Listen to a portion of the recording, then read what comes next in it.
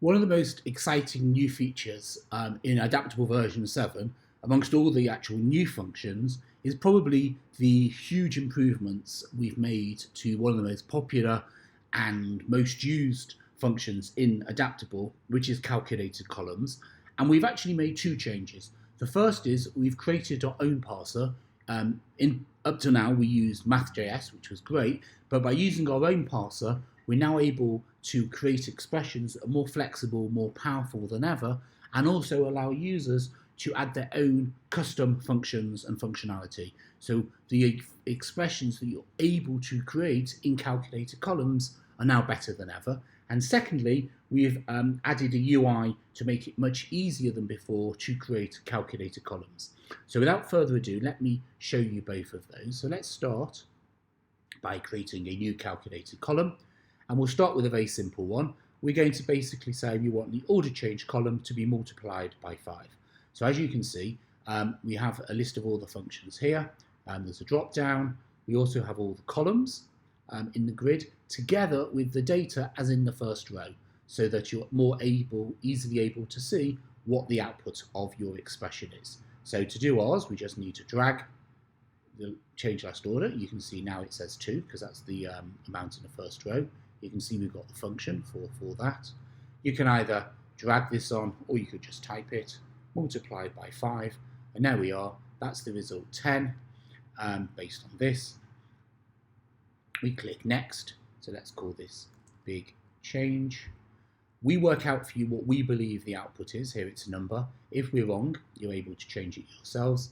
And then there's all these other properties, so you can set the width of the column or just leave it to be done automatically.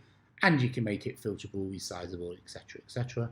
So let's see what that looks like. There we are. There's our output. Very simple to write if you wanted to. We finish. You can edit it. We'll do that later. And then if we go into our column chooser, there it is, big change. Let's put it next to order change down here. And there we are. There's the order change. There's the big change. And obviously they update. So for instance, if I want to select all these and I want to multiply them all by 10, I can do that. And you can see they both update in real time. One of the changes and obviously it's all filterable. So for instance, I can do greater than 50, greater than 5, or I can do, between 50 and 100, etc. One of the changes we've also made is that we've taken the display bit out of the calculated column. So the expression now merely says what the output should be. And if you want to format the column, then you can do it just like you would any other column in Adaptable. So for instance, we can go into create format column. We don't need to change the style, but we might say here we do want to see numbers in parentheses. We don't want any fractions, and we don't want a separator. And then we might say we want it to be right aligned. And there we are. That's how it's going to look. And you can now see it's created it the way we said. So that was a very simple calculated column. How about if you want to do something a bit more complicated? For instance, if you want to do some logic. Well, again, that's very easy to do. So let's take a look at this invoice column, and let's say we want to group them by size.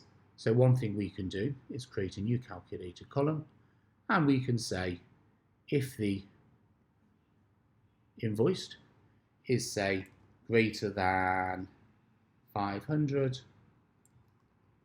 then write big.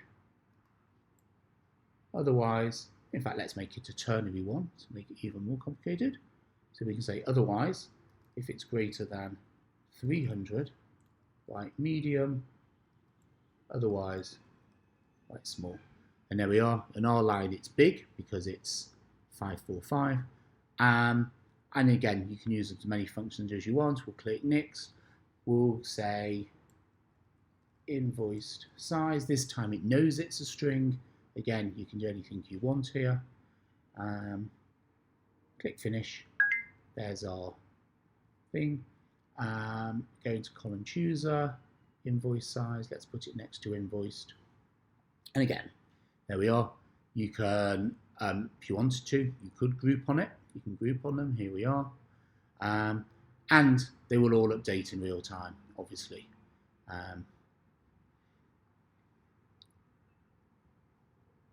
Let's ungroup. And you can also obviously now use this in other functions as well, because it's a normal column in your grid. So if you wanted to create a conditional style, for instance, and you can say you want any row to be, actually make it a darker color for the video, to be this yellow, where, and then invoice size, we work out the column, so we can say where it's big, and then there's our conditional style, and obviously it will update in real time. So if I make this small, the style disappears and it changes to small. And lastly, you can use many of the functions we provide, and these become very, very powerful. Let's just give you a slightly more trivial example.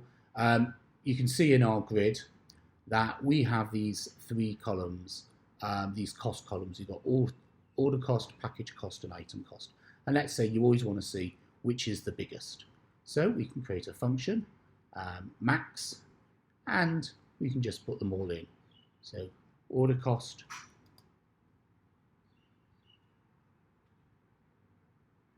package cost,